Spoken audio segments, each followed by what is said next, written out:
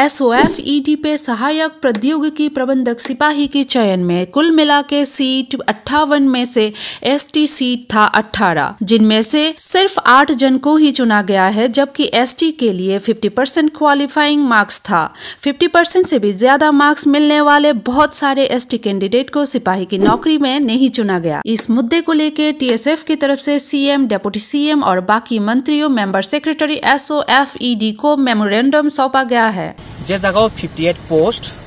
Planck थेनावा सिन बरंग 18 post reserve दं माने आ जगह 50% पे क्वालिफाइंग मा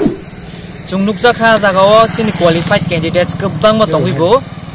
ओनली 8 कैंडिडेट्स बरक लिस्टेड खायका रिक्रुटमेंट बागै ताई जेसिनि रिजर्व बनो 10 candidates Barak out of the list खायदोंखा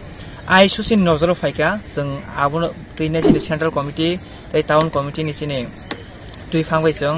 secretary member secretary बे वाइनि मालायखा किन्तु जों बं थाने कोनो एश्योरेंस मानिया।